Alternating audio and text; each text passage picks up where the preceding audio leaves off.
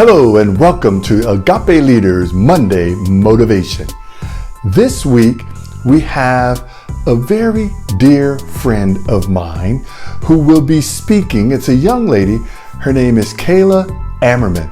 Now I've known Kayla since she was a much younger girl, I think before she was even in high school.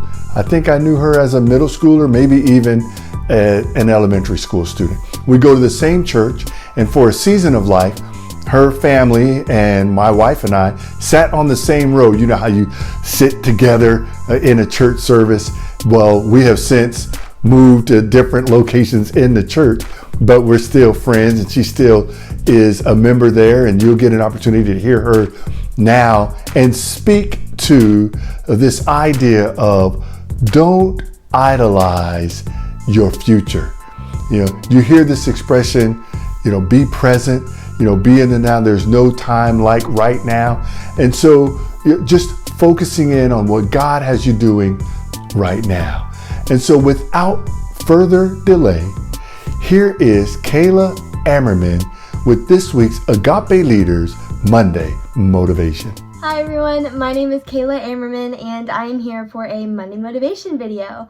When Coach Mays asked me if I would mind recording and just kind of talking about what God has been laying on my heart recently, it's kind of taken me a while to figure out what that was.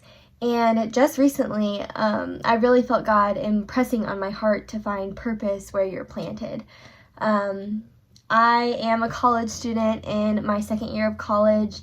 So I'm finishing up my AA degree, and then after my AA degree, I'm planning to continue on with my bachelor's degree. However, I'm still not 100% sure what I want my career path to be, or where I feel like God is calling me, what kind of career or job or whatever. I'm still not really sure. I'm pretty undecided. And for a while, students always hear the saying, like, you have so much time, like, don't worry about it right now, you'll figure it out, like, there's so much time until you need to know what career you want to do. And I really struggled with that for a while because I felt like I didn't have a lot of time. Like, if I'm wanting to be a doctor, then I need to take the classes to put me on that career path. If I want to be a teacher, then I need to be taking the classes to put me on that career path. And so I felt like I had to be making these decisions right now, which is such a lie from the enemy, because you really do have a lot of time if you're a college student or high school or whatever your age may be. Even if you're an adult, you have your whole life to figure out what you're supposed to be doing. And I was actually listening to another podcast or video with this couple from Lakeland. Their name are Tori and Chad Masters. They're a super sweet couple and they have a lot of wisdom. And they were actually doing this video about this devotion that God spoke to her through kind of thing. And she made a point about how we shouldn't be idolizing our future. And I think I found myself so often caught up in idolizing my future, idolizing what career or job I'm going to have one day, idolizing the day that I get married or start a family or move out of my parents' house, all of these things that are good things. But I'm switching my focus on them and I'm missing the blessings that's happening around me. For a while too, I was struggling with school and stuff and, deciding what classes I wanted to do. I thought that I wanted to be a teacher. And so right now I'm in the education pathway and I'm a substitute teacher. And so I kind of get to put my toes in the water and, teach in a classroom for a day or however long the teacher needs a sub for. And while I really like working with students, I just am not 100% sure that that's where I'm supposed to be. I also work at my church as the youth group intern, and I love that job. I have worked there for almost a year now, and I love working with the students. I love leading and just growing with the students in our relationship with Jesus together. And I was having this conversation with my mom, and I was like, Mom, I really don't know if I want to keep subbing. Like, I feel drained after. I don't feel like I'm doing a very good job. I just don't know if teaching is what I'm called to do. And she was like, well, what about the church? Like, why don't you focus on your job at the church? And I kind of just brushed it off and I was like, Mom, there's no way I can make it a career out of that. Like, I don't make enough money. I'm kind of just part-time right now. Like, I don't really know what other responsibilities I could pick up. It was kind of something I just brushed off. And my mom told me, she said, Kayla, I think that you're trying to move too fast and you're missing the beauty of where you're at right now.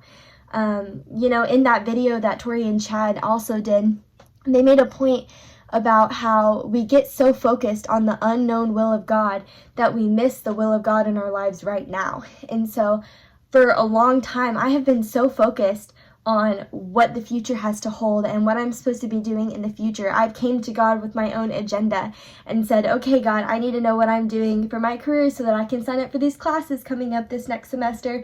Okay, God, I need to know when I'm going to get married and move out and all of these other big life things that I don't need to be making these decisions right now. Proverbs 19:21 says, you can make your own plans, but the Lord's purpose will always prevail. And so that's something I've really been convicted on, is because I've been trying to come to God with my own plans and my own time frame of when I need to figure out what my career is and what that career should look like and all these goals that I have set. And setting goals is a good thing. But when we idolize those goals, that's where the problem begins to form. Ultimately, we should have our eyes fixed on Jesus and where we're at now. So for me in my situation, I should be more focused on fixing my eyes on Jesus and pouring as much of myself as I can into the church and into my position that I'm at now at the church as a youth group intern, into the days that I do sub, pouring as much of my energy and love into those students and fulfilling my purpose that I have right now, and worry about the future. The future is not even promised. And so if we're so focused on the future and what we're going to do then and all of these great things, then we're going to miss everything that's going around us. And we could miss the perfect purpose that God has us here for a specific reason.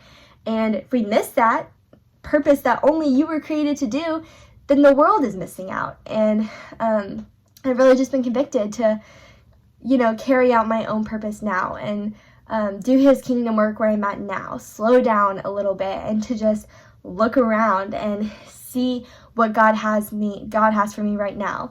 Some examples could be, okay, I may not know what my career is, but I know that I am called to love others unconditionally in the season I'm at now. I know that I'm called to forgive other people. I know that I am called to be a servant. I know that I'm called to read my Bible and to pray and to do all these disciplines that we've been told to do so many times.